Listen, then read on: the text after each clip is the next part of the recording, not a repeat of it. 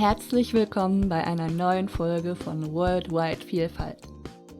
Um genau zu sein, bei der 4. Folge von Worldwide Vielfalt. An der Stelle möchte ich mich also schon mal bei meinen treuen Zuhörern bedanken, die sich alle bisherigen Folgen, also die anderen 3, schon angehört haben und mir auch hilfreiches Feedback dazu gegeben haben. Mir macht es sehr viel Spaß, Interviews wie das heutige durchzuführen und mir Gedanken rund um den Podcast zu machen. Also freue ich mich auch über jeden Einzelnen, der Interesse zeigt an dem, was ich mache und vielleicht sogar etwas für sich mitnimmt aus den einzelnen Folgen. Wenn du den Podcast nicht aus den Ohren verlieren möchtest, empfehle ich dir, den Kanal zu abonnieren. So weißt du immer, wo du ein bisschen Weltoffenheit finden kannst. Denn heute zum Beispiel werfen wir einen weltoffenen Blick in den Iran. Mahan nimmt uns mit in seine Ursprungskultur und erzählt uns von den Schwierigkeiten, die ihm bei seiner Ankunft in Deutschland begegnet sind. Sollten für dich am Ende des Interviews Fragen offen geblieben sein, dann schreib sie doch gerne in die Kommentare. Dann kann Mahan darauf antworten. Dieses Interview findet auf Deutsch statt. Wenn du Untertitel benötigst, findest du sie allerdings in den Einstellungen. Ich wünsche dir viel Spaß beim Zuhören.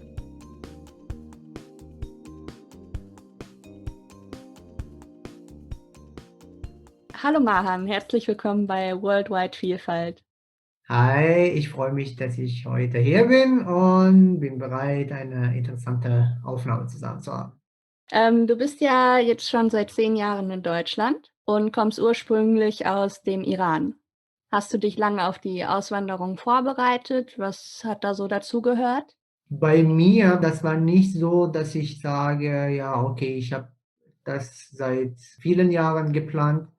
Ja, mit 19 sogar habe ich keinen Plan gehabt, also nach Deutschland zu kommen, zu studieren oder zum Leben. Aber ja, nach und nach sind also in meinem Leben einige Sachen passieren und ja, als ich 20 war, habe ich mir gedacht, okay, Auswanderung ist auch eine gute Möglichkeit für mich, weil ich in Deutschland die Familie gehabt habe und ja, mein Fach Maschinenbau war auch ein gutes Wahl für mich, also nach Deutschland zu kommen und studieren. Ja, mit 21 habe ich angefangen, ein bisschen Deutsch zu lernen im Iran und ja, fast ein Jahr später bin ich nach Deutschland gekommen mit 22. Und dann hast du angefangen, auf Deutsch zu studieren, oder wie war das? Nicht direkt, weil solange ich im Iran war, habe ich studiert, aber ich habe mein Studium nicht abgeschlossen. Und weil die Länder, also die nicht EU-Länder, sondern die Länder außer Europa, diejenigen, die kein Bachelorstudium abgeschlossen haben, haben kein anerkannte Unterlagen, damit sie mit der Universität direkt anfangen können. Und das heißt also, dass ich musste erstmal Studienkolleg in Deutschland besuchen. Und das hat mir auch fast 1,5 Jahren, 2 Jahren gekostet, weil ich musste erstmal Deutsch lernen, dass ich überhaupt also am Studienkolleg auch was lernen kann mit dem Studienkolleg. Und danach ja im Jahr 2012 war, dass ich erst an der Universität eingeschrieben war und konnte ich mit dem Studium anfangen. Und wie war das dann, in deutschen Vorlesungen zu sitzen? Ich glaube, das ist nicht nur für mich, sondern für alle Ausländer, die Deutsch als Fremdsprache lernen. Weil was man also in Deutschkursen lernt, ist das was anderes oder keine Ahnung. Ja, okay, ich habe damals auch Kontakt mit den deutschen Freunden und Freundinnen, aber als ich erstmal an der Uni eine Vorlesung besucht habe, das war ein Albtraum. Ich konnte gar nicht verstehen, was der Professor meint. Stell dir mal vor, eine sehr große Hörsaal mit 400 junge Leute drin und der Professor hat nicht darauf geachtet. Er hat damit gerechnet, dass die meistens Deutsch sind oder keine Ahnung, die mindestens an Deutsch verstehen können und er hat ganz schnell alles erzählt. Und ja, Studium war besonders am Anfang überhaupt nicht einfach, weil ich so im Vergleich zu jemandem, der Deutsch als Muttersprache hat, musste erstmal auch die Texte verstehen was die einfach verstehen könnten und dann inhaltlich, also Fachsprache musste ich auch verstehen. Nicht nur ich, also ich meine also äh, fast alle Leute, die wie ich also ausgewandert haben. Gab es denn etwas, was dich überrascht hat, als du in Deutschland angekommen bist? Nicht überreichen, aber ja, wenn man auswandern will, hat man einige Sachen im Kopf. Man rechnet mit einige Sachen, ne? Man denkt sich: „Okay, ja, das und das verliere ich natürlich, aber stattdessen kann ich eine andere Vorteile in meinem Leben bekommen oder haben.“ Aber es gibt auch tausende kleine und große Sachen, die nach und nach passieren und nach versteht man. Ja, wegen meiner Verwandten und Familie wusste ich einige Sachen über Deutschland und natürlich hatte ich keine Erfahrung, keine direkte Erfahrung oder Näherfahrung mit den Deutschen, aber ich glaube, was für viele Leute, besonders diejenigen, die aus Südländern kommen, ist das Wetter in Deutschland. Wetter ist das, was man nicht damit einfach klarkommen kann. Wann liegt das?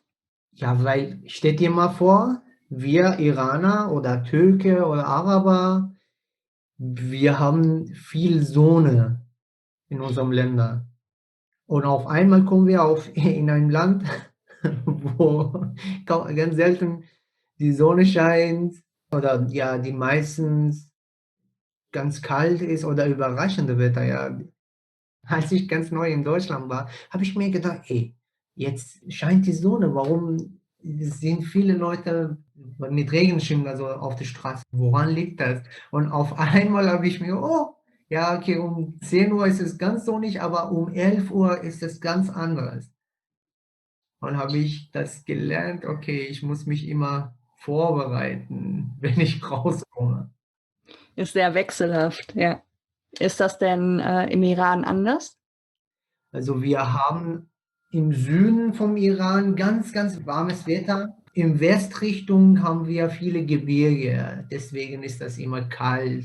Und im Norden haben wir ein Meer und da gibt es immer regnerisch. Deswegen Iran ist sehr interessantes Land. Also, allein mit 2 Stunden Autofahren erfährst du andere Sehenswürdigkeiten oder andere Kulturen sogar.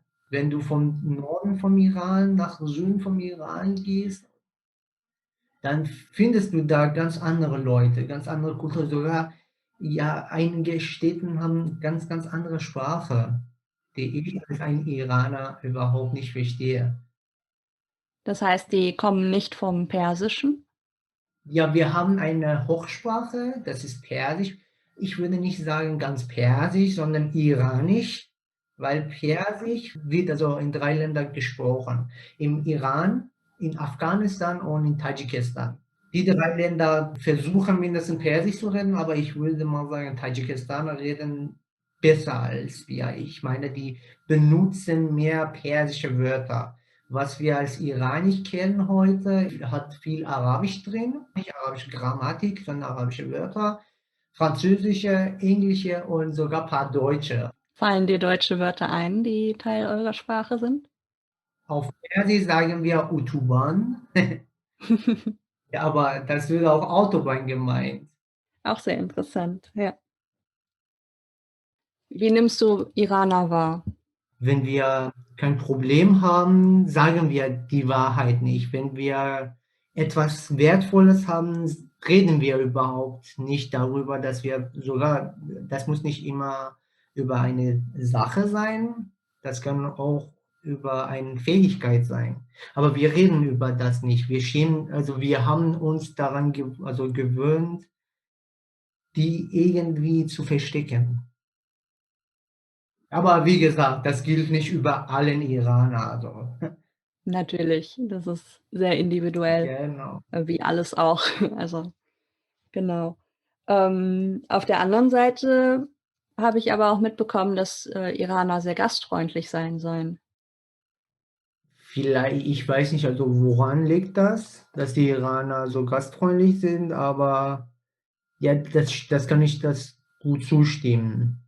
Die versuchen, dem Gast auch alles zu geben. Sogar wir haben einen berühmter Satz also im Iran, dass der Gast isst, was aus dem Gott.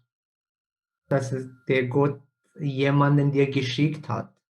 Das heißt, wir müssen ihn echt respektieren oder müssen wir ihm alles zur Verfügung stellen, was wir haben.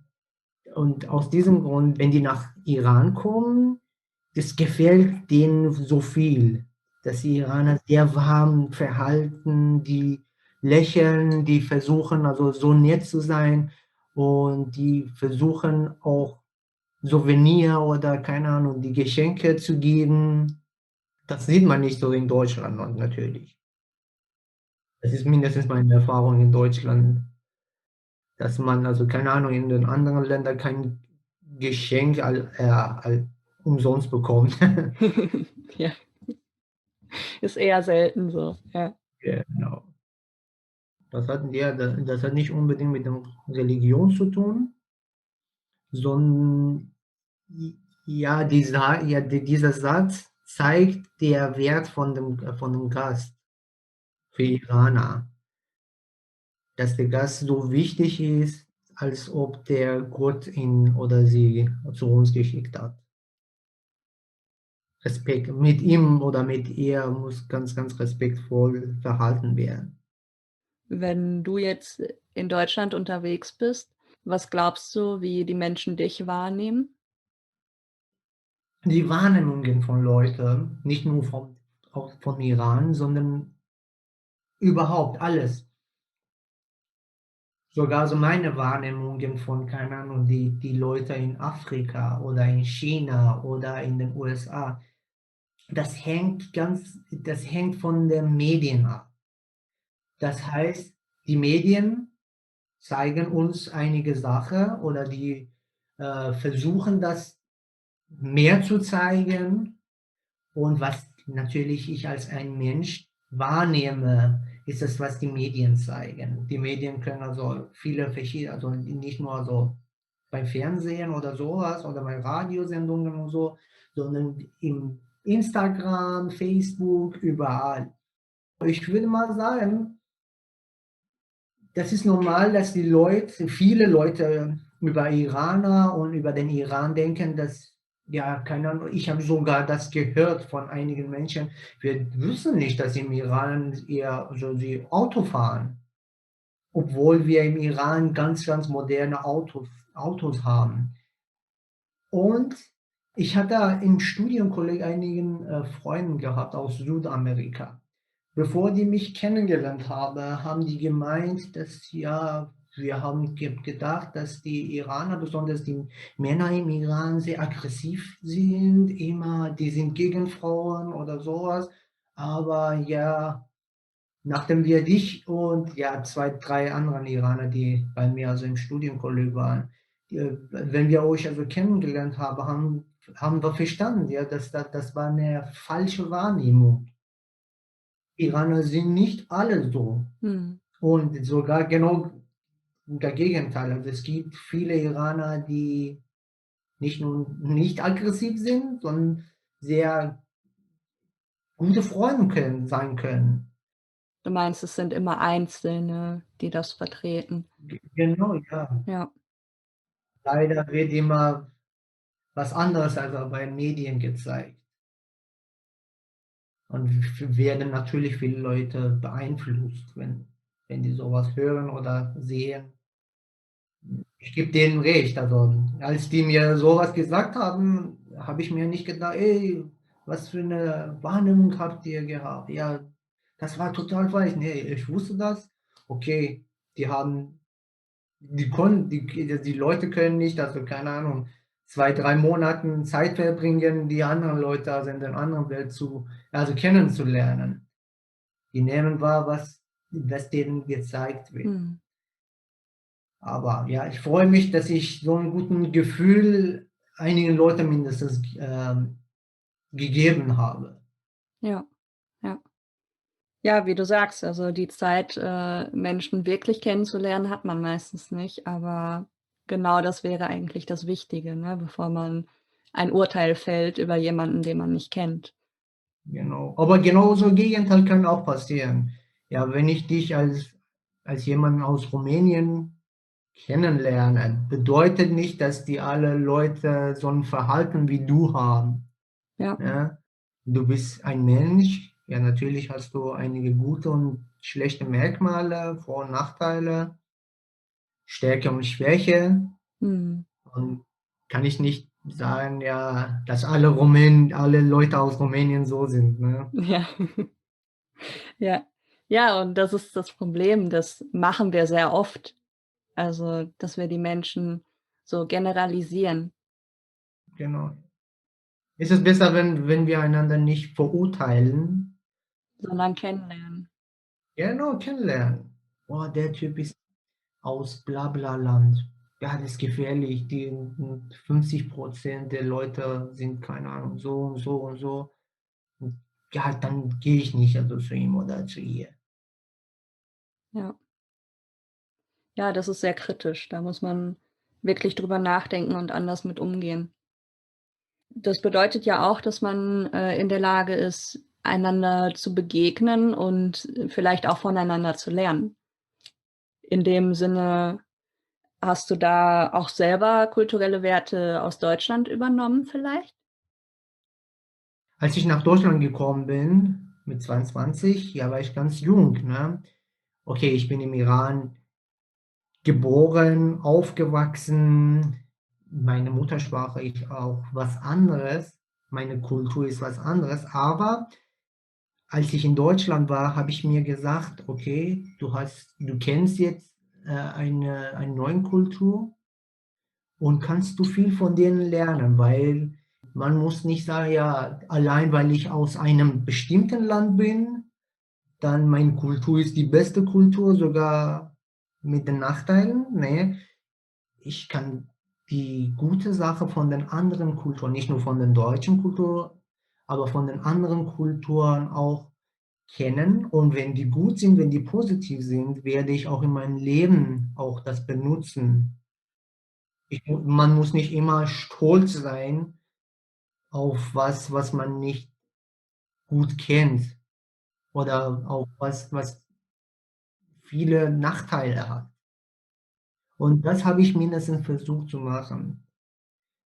Auf der anderen Seite muss man nicht so sagen, dass ja, okay, weil ich in Deutschland bin, muss ich jetzt genau wie ein Deutscher sein. Das kann ich überhaupt nicht sein. Sogar wenn ich versuche, sowas zu realisieren, werde ich das Mhm. schauspielen. Du bist dann nie ganz du selber. Genau, genau. Aus diesem Grund habe ich versucht, die gute Sache, sowohl von meinen eigenen Kultur, von Kultur vom Iran, als auch von deutschen und anderen Kulturen, weil ich innerhalb den Jahren also vielen Leuten aus den anderen Ländern auch kennengelernt. Die hatten auch gute, schöne Sachen also bei der Kultur und ja, warum nicht? Man lernt immer dazu, ne? Eben, ja, gerne. Was ja interessant ist, ist, dass, ihr im Iran einen ganz anderen Kalender verfolgt. Genau, richtig. Ja. Und viele Leute, wie ich das bis jetzt also mitbekommen habe, haben keine Ahnung, haben überhaupt die haben null Ahnung davon. Die wissen nicht, dass wir einen ganz anderen Kalender im Iran benutzen. Aber es stimmt, unsere Kalender ist sehr ähnlich wie die Kalender, was wir so in Deutschland und ja überall in der ganzen Welt fast benutzen. Was interessant ist, unser neues Jahr beginnt am 20. oder 21. März.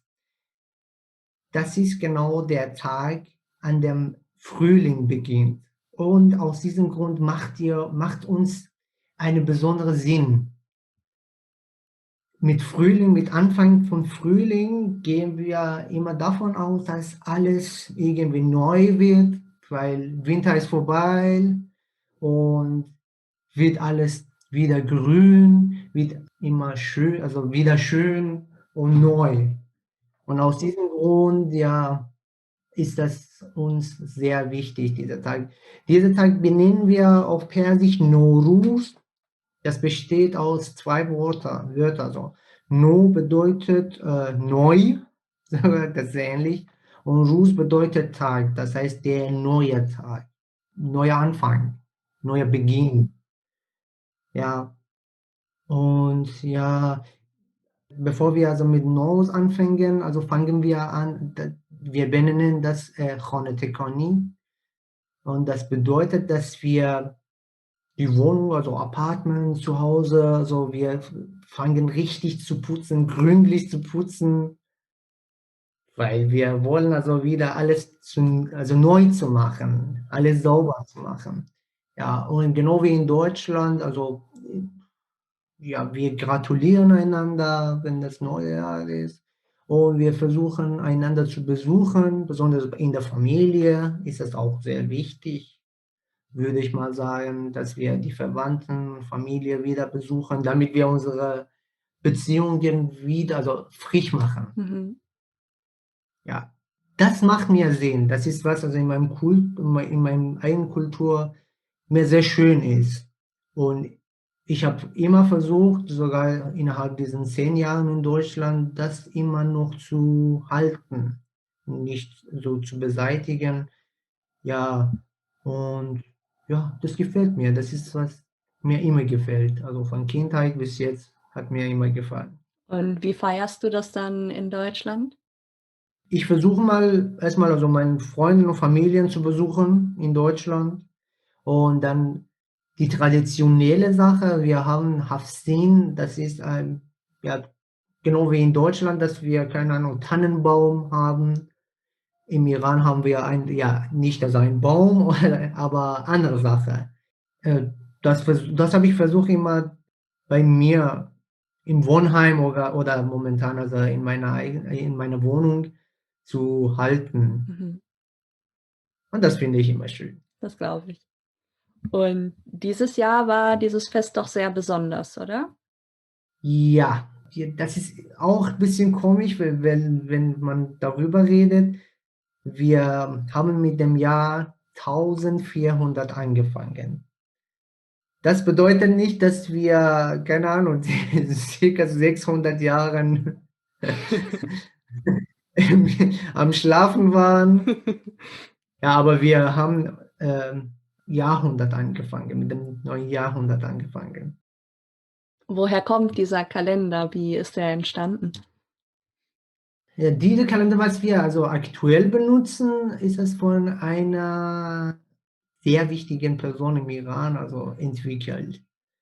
Er hieß Khayyam, vielleicht hast du schon auch den Namen gehört. Er war Dichter, er war Mathematiker, er war Physiker, er war ein unglaublicher Leut, also Mensch, würde ich mal sagen. Der hat also den Kalender gestellt, weil der sehr genau ist auch, wenn man mathematisch auch das guckt. Aber bevor das zu entwickeln, haben wir den Kalender von Araber benutzt, weil fast vor 1400, ja, oder ein bisschen mehr Jahren haben Araber den Iran attackiert, also angegriffen. Und viele von denen also sind also mindestens nach dem Angreifen im Iran geblieben. Vielleicht also 200 oder 250 Jahren sind die im Iran in der Regierung sehr stark geblieben. Und aus diesem Grund, also würde auch im Iran den Kalender von Araber benutzt. Und aus diesem Grund gibt es auch viele arabische Wörter auf der iranisch. Also, ja, deswegen denken viele Leute, dass wir auch genau die Sprache wie Araber haben. Aber wir verstehen uns leider nicht so, nicht so gut. Mhm. Genauso ist das wie Chinesisch und Vietnamesisch. Mhm. Vielleicht die hört sich, also für diejenigen, die nicht aus diesen Ländern sind, ganz ähnlich, aber die verstehen einander nicht. Und das gilt auch zwischen uns und Araber auch. Das hört sich für einen Araber dann nicht korrekt an. Genau, und sogar wir sprechen die arabischen Wörter nicht richtig. Hm. In welchem Sinne nicht richtig? Als Beispiel, auf Persisch gibt es verschiedene Buchstaben, ne, die eigentlich, wenn man die richtig aussprechen, also die Araber machen das richtig, ne, die sprechen alle Buchstaben richtig aus. Aber wir sprechen einige ganz gleich, also es gibt keinen Unterschied für uns. Steht immer vor CH, ne, und SCH auf Deutsch sind ganz anderes, also die werden ganz anderes gesprochen. Ne? Aber stell dir mal vor, dass jemanden, also die beiden also gleich ausspricht. Und Mhm. das ist genauso, was wir machen. Und ja, die Araber aber machen das nicht. Die Araber sprechen das richtig aus. Ja, alles sehr interessante Dinge, die du uns erzählt hast. Ich würde gerne noch mal auf die iranische Küche eingehen. Gibt es da bestimmte Zutaten, die man verwendet? Reis ist ein sehr wichtiger Teil unseres Essens. Also, ja, vielleicht kann man sagen, einige Würze sind also sehr wichtig bei uns. Als Beispiel Kurkuma ist ein sehr wichtiger Wurzel bei uns. Safran, Safran ist auch sehr wertvoll bei uns. Und was noch wichtig ist auch Zwiebeln. Nicht als also Wurzeln natürlich, aber also Zwiebeln benutzen wir auch bei jedem Essen. Und ja, es gibt viele verschiedene persische Küche. Aber was ich heute euch empfehlen kann, mindestens einmal kochen zu können, das ist nicht so kompliziert. Das heißt Reime. Das ist eine Art von Soße, das ist eine Soße, ja, kann ich sagen. Das wird mit dem Reis auch serviert und darauf kommt auch gebratene Kartoffeln. Ist das sehr lecker. Das ist nicht nur meiner Meinung nach, weil ich habe das Essen für meine nicht-iranische Kommilitonen, Freundin gekocht und haben alle das Essen genossen. Das ist aber so, dass fast alle also das nie so genießen können. Drin ist das Lammfleisch normalerweise, dann wir haben eine Kichererbsen und dann gibt es drin Tomatenmark, Tomaten auch, viele benutzen auch Tomaten drin. Zimt auf jeden Fall, wie ich gerade gesagt habe. Safran und Kurkuma auch. Salz und Pfeffer bei jeder Küche benutzt man das. Klingt sehr gut. Ich bin immer dankbar für interessante Gerichte und Rezepte. Also, ich werde es auf jeden Fall ausprobieren. Auf jeden Fall. Also, dann bedanke ich mich bei dir für das interessante Interview. Sehr gerne. Ich habe viel dazu gelernt und ich hoffe, es hat dir auch gefallen. Das hat mich auch gefreut, mit dir darüber zu reden. Das war mir auch sehr wertvoll, meine eigenen Erfahrungen mit den anderen Leuten mitteilen zu können. Und ich werde mich freuen, wenn die anderen Leute aus den anderen Kulturen und anderen Ländern ihre Meinungen auch mit uns mitteilen zu können, damit wir eine größere Quelle bekommen zu können. Das ist das Ziel, das schaffen wir bestimmt. Vielen Dank. Gerne. Mahan hat in der Infobox ein kleines Dankeschön für dich hinterlassen. Ich habe es selbst schon ausprobiert und kann dir sagen, dass es sehr, sehr lecker schmeckt. Wie er schon sagte, würden wir uns über einen Austausch mit dir sehr freuen. War Mahan vielleicht der erste Iraner, den du kennengelernt hast? Oder warst du selbst mal im Iran? Hast du selbst Erfahrungen mit Iranern gemacht oder kommst du sogar aus dem Iran? Schreib in die Kommentare oder melde dich, um selbst etwas zum Thema kulturelle Vielfalt beizutragen. Schon bald erwarte ich dich mit einer neuen Folge, also bleib gespannt. Bis dahin guten Appetit und viel Spaß beim Nachkochen. Ciao und bis bald, deine Raluca.